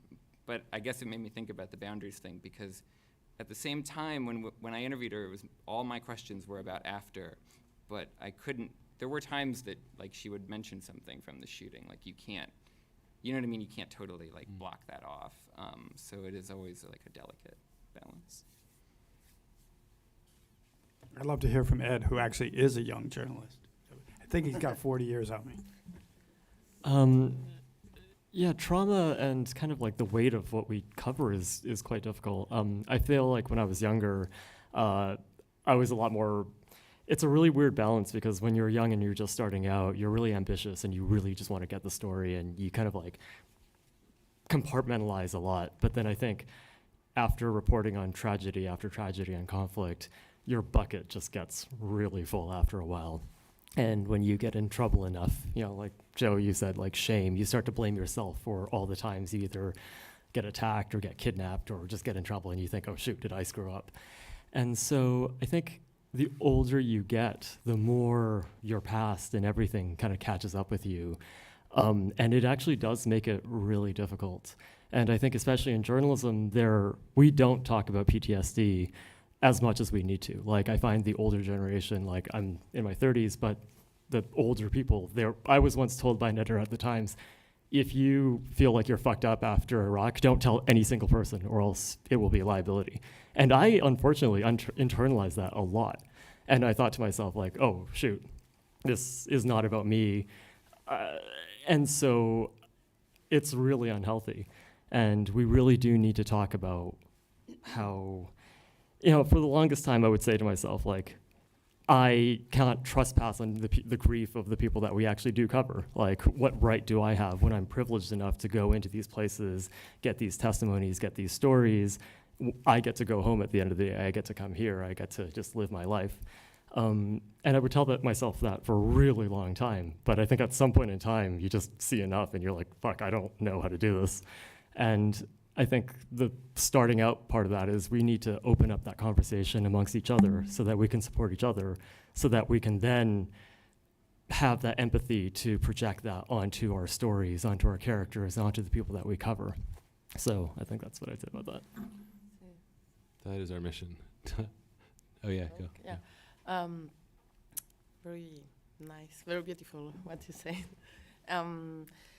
Sí, yo iba un poco en ese sentido, que es Por un lado, realmente creo que trabajar sobre temas que te son importantes a ti, I'm going more on that path that when you're working on subjects that are very important to you, es decir, elegir temas y trabajar en caminos que para ti tienen sentido. choosing subjects and choosing paths that for you make sense, Más que porque sea la gran historia o porque es lo que, no sé. more than it being a big story or whatever it is.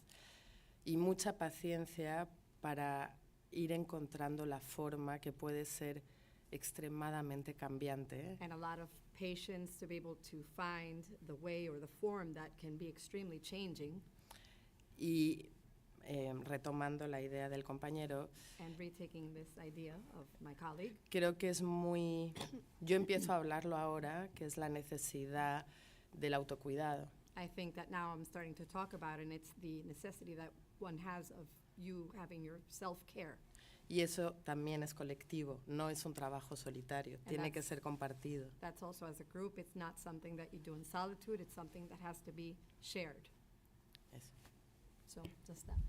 And if to talk directly to any students who are here, the one other thing that I promised myself I would say is, so I like an old line, I like, all journalists are thieves. We steal each other's story ideas, and we steal each other's writing style, and we, most importantly and obscenely, when prizes are awarded, we steal credit from each other, or whatever. It's a great journalistic tradition. But so I'm going to steal a line from a colleague at the New York Times, and I want its profundity to be felt. And he said once, the New York Times is a place full of rules that don't exist. And if you just pause for a second and absorb that, right? We constrain ourselves by what we think we understand to be appropriate or ethical. And it's often, there is no decree somewhere, right? And God bless journalism schools, but I fear sometimes they set young people up with the idea that here are the rules, whatever, and you will abide by them or be constrained by them. Who the fuck said so? And in a real dramatic and embarrassing way for myself, when we won our freedom, we got out, and it was clear that a number of the migrants who we had interviewed had been subsequently detained and beaten as a consequence of them having cooperated with us. And it was Ian Urbina who had the decency and the clarity of thinking to say, oh, well, we need to help them. Whereas I'm sitting there, well, isn't there something about, well, wouldn't it compromise your objectivity about your subjects? Like, I literally was saying that to myself. I'm like, have I lost my mind? These are people, victims of crimes against humanity. Of course you should help them. And so Ian and Pierre Qatar, who was our videographer on the project, spent months sending money, engineering escapes. And so the 4 migrants who had been taken and abused and were at risk of being sent back into the detention centers made it home as a consequence of Ian and Pierre's work. And you know, I hope it seems very straightforward to everybody here that that's what they should have done. But the idea that I, for a moment, thought, well, is this ethically appropriate? I'm embarrassed. But it is a rule that doesn't exist. So to the young people here, go out and break every one of the rules that don't exist. Maybe not all of them. You know, there are some good ones. So I don't see anyone lined up at the Q&A, but maybe that's just because. Okay, cool. But Joe, did you have something to say in the meantime? Yeah, regarding, I remember well being a young journalist. I think it's one of the things, especially in a newspaper, straight news organization, is they actually send the young people out I mean, I saw more tragic situations as a 2-year, veteran, and you're completely unprepared for it. And there are these situations that I think the journalism community, I remember I got sent out to Alaska Air, crashed off the Ventura coast, and everyone died inside. And they said, hey, Joe, just go to the hotel where the parents are showing up and just try to get them right as they're walking in. And the parents were all coming in, and you could just see the obvious grief in their faces. And it was just, I was just like, no. I'm not going anywhere near those people. And I just called, so I tried. They wouldn't talk to me, but there was no way. And I remember feeling like a total failure. But then and then as more and more of these shootings happen, it's like, if they told me to go to Newtown or something, I'm not going to do that. There's too much of a swarm. It's not like when there was less journalists. And there is no way that's not traumatizing everyone in that community. And I don't know if there needs to be a situation where we have a pool of reporters that go in and file reports on behalf of the whole journalism, the whole media or something, but it's these scrums are horrible. And the other thing as a young reporter, it's also very, because most reporting, you do need to be aggressive, actually. I mean, if you're talking to a public official or a corrupt official or a cop, or I can't just go up to Steve Bannon and say, oh, you don't want to tell your story, okay. I mean, I think, so you have to you really have to, wear your kind of tough mask when you're dealing with certain people, and then really just kind of be a human when you're not, and especially in the tragic situations, they can sense a fake person coming up, and it's just you can just and you even feel yourself when you're being kind of when they can sense your motive. I mean, I think you just be honest. Look, I want to tell your story, and usually they can sense that. I think, but it is hard to kind of draw the line between those kind of two types of reporters, I think. Hi, thank you so much to all of you for all of your amazing reporting and everything you've been talking about here tonight.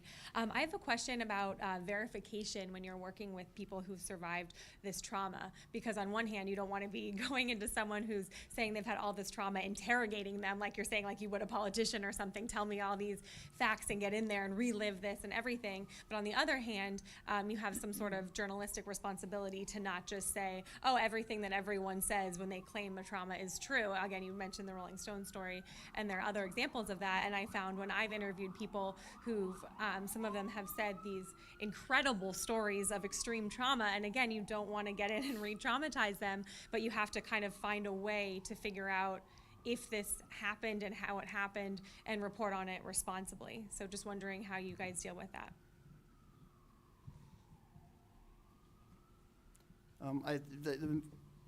I think the first thing you do is try to find anything that backs them up, other people they've talked to, anything in the public record. It does get hard.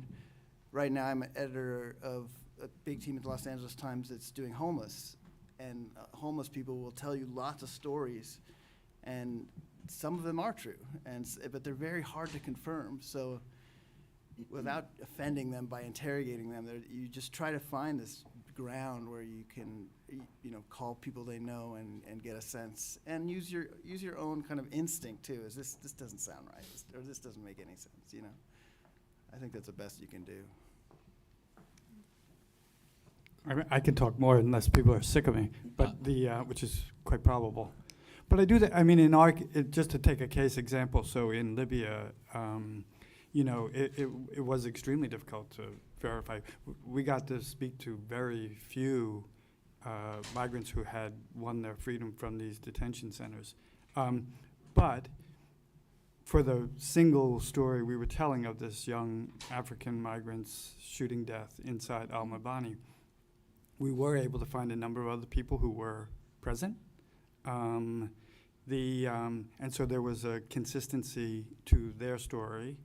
And then you can step back a little bit, and over the years there had been much fine reporting that predated us about this crisis in North Africa.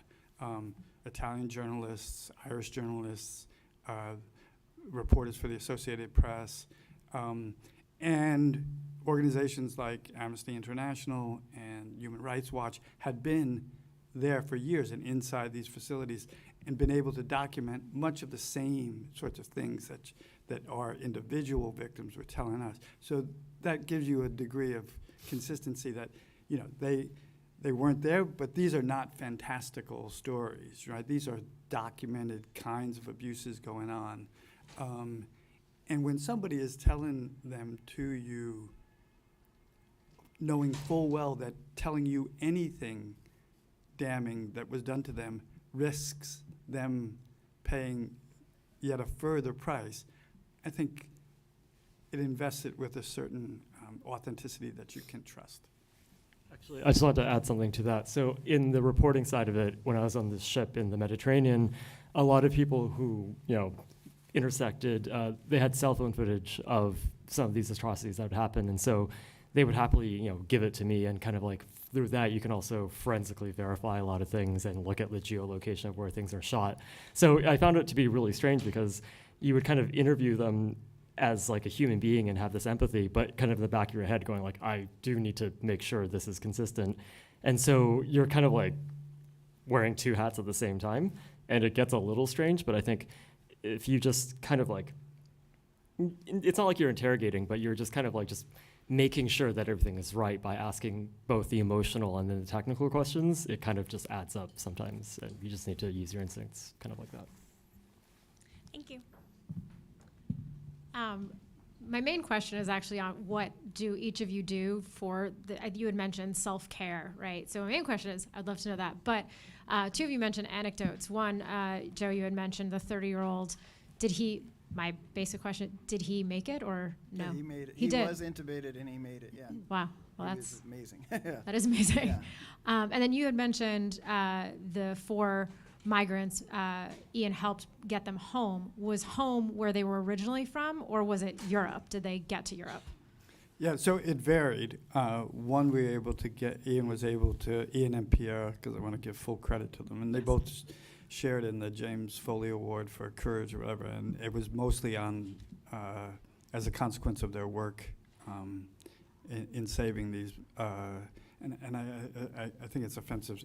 It's my offense, whatever, calling them migrants, whatever. These, you know, these men, and so one made it all the way back to the Ivory Coast, which is where he was from.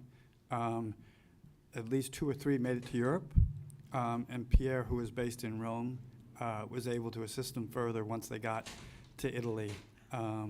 So those two, Ian and Pierre, just remarkable human beings. So it was a good outcome for them. Although Pierre might regret it. I think one of them is a house guest a little too often now. But Fair enough. So thank you both. And yes, would love to hear sort of what your self-care is or what you would recommend while doing the reporting and perhaps after as well. Or do you do self-care? I would just say the one thing that you need to know about trauma, and I'm talking about in the context of us as journalists, is that it's called post-traumatic stress for a reason. And I think a lot of times, like, I know to myself, like, whatever I just experienced, it's not going to hit me for like a year from now. And just knowing that it doesn't, like, you just, things take time for them to really hit you from behind.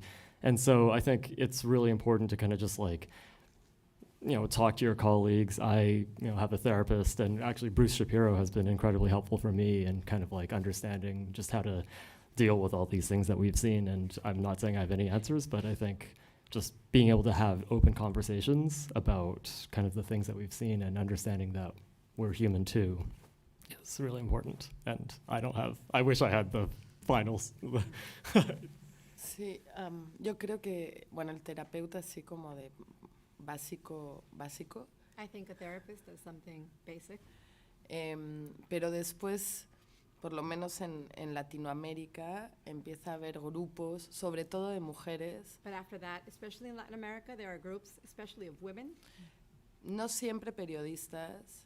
They're not always journalists. Abogadas, activistas. Attorneys, activists. Que empiezan a poner en conjunto sus experiencias. They start to bring together their experiences. Y termina siendo no sé qué cosa extraña. And it ends up being, I don't know what strange thing.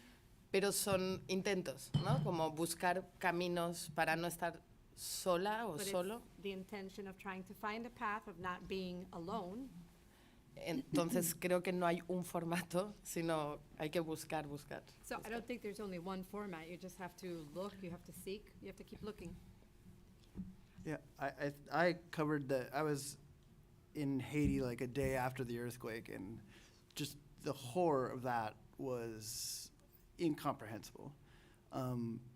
And I found the best way was not to completely shut myself off to it as I was witnessing it, and really use writing stories in a way to be somewhat of a catharsis. It comes back. I didn't go see a therapist. But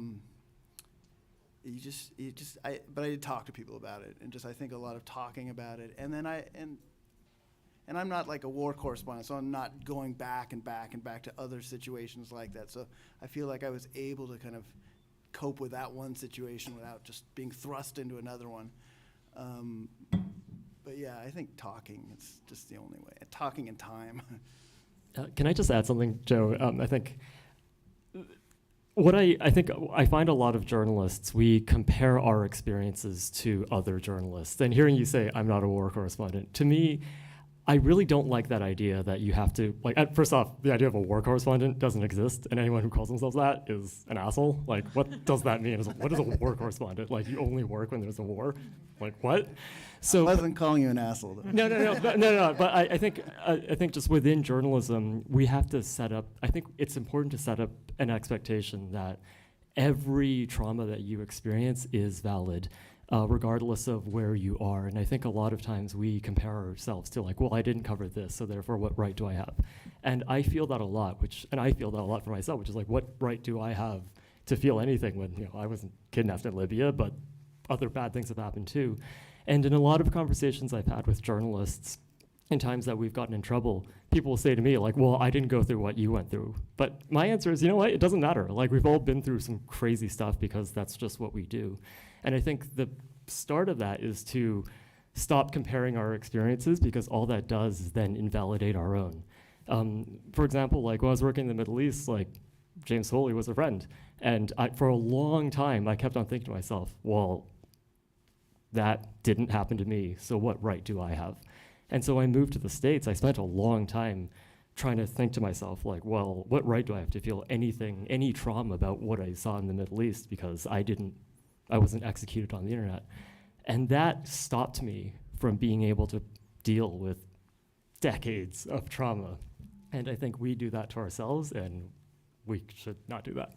Sí, just to finish, yo creo que justo el tema de que creo que el periodismo está cambiando en ese sentido, pero el periodista con la historia que ha vivido más, no sé, más sufrimiento o ha visto más guerra. I believe that the story of journalism and the reporter is changing because this story of the journalist seeing more wars. Como muchas veces el hombre como que puede con todo, ¿no? A lot of times, like the man can deal with everything. Creo que hay que desconstruir eso urgentemente. I think that has to be deconstructed urgently. Y también entender que nuestros amigos, nuestra familia, and understand that our families, our friends, a veces no quieren escuchar esas historias. Sometimes they don't want to listen to these stories. Entonces hay que encontrar otros espacios. So we have to find other spaces para cuidarnos, ¿no? to take care of ourselves. We have time for, if you can both just ask those questions back to back, then we'll take them up here as they come. Thanks. Okay. Unless Lisa, you're in line too. Okay, we'll do one question and then the next two back to back. So you have question time. Okay, so I'm a psychology student, master's student, and my questions are answered with self-care and mental health and speaking about vicarious trauma and PTSD, but I'm interested in the intersection of journalism and being a therapist. I'm training to be one. So do you have suggestions on how I can connect both the dots and work in an intersectional field which combines both? Yeah. I can answer that question pretty straightforwardly if it's helpful. We launched a project called the Journalist Trauma Support Network, where we're training therapists on how to work effectively with journalists. A lot about journalism culture. We actually started training the second cohort today, so if you stick around after, that might be the easiest solution. Now we have, and the next question. Thanks. Sorry. Thank you much. Thank you all so much for speaking with us. Something I've thought a lot about is the fact that when we go in to write about someone who has experienced trauma, we often end up defining them by their trauma, and that becomes the image of them that the world sees. And so I'm curious how you think about that in your own work and how you maybe attempt to mitigate that effect and to kind of work against that narrative construction that this person is only defined by the worst day of their life, when in reality they have much more to give to the world.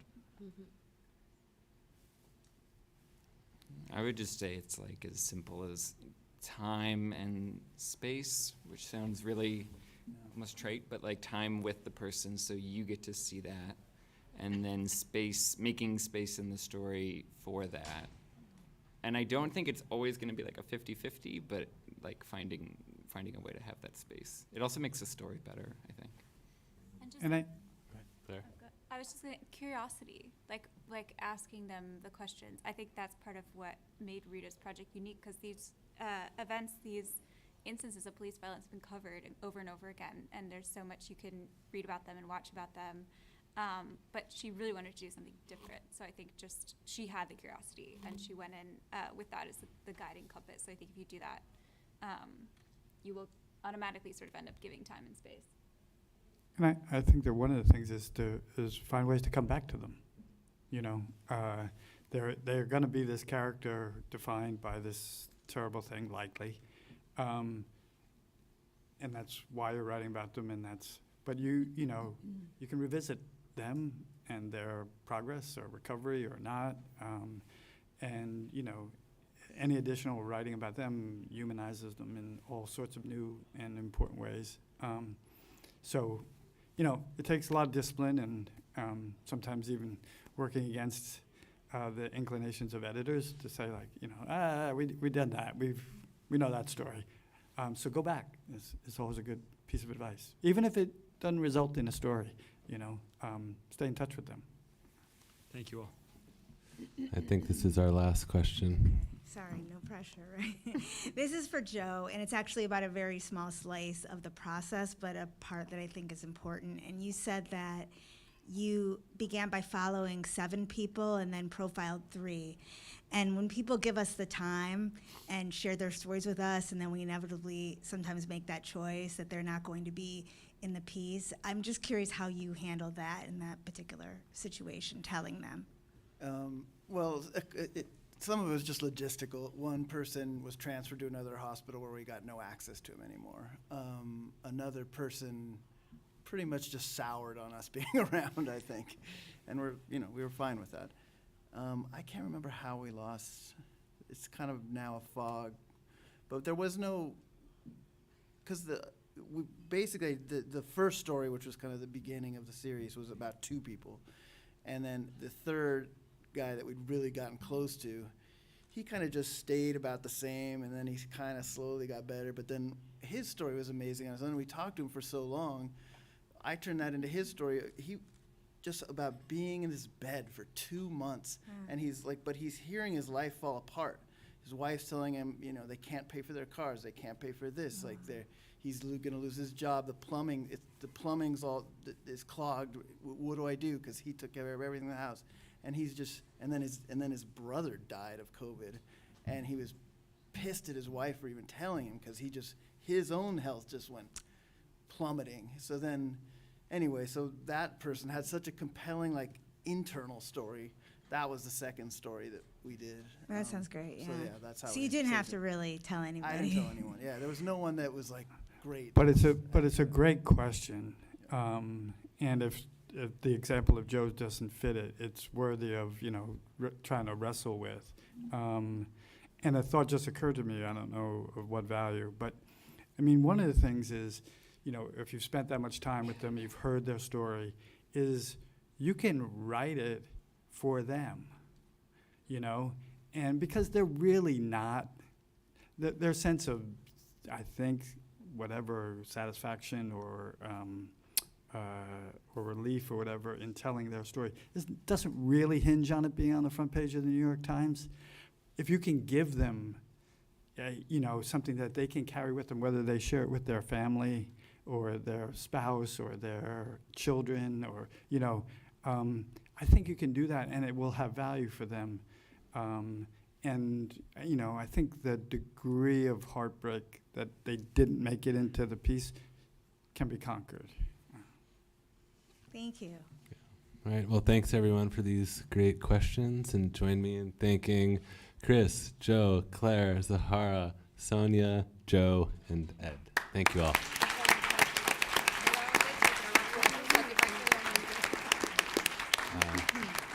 I think the bar is still open. Yeah, okay, so feel free to grab a drink, and I'm sure if we didn't get to questions, they can answer them.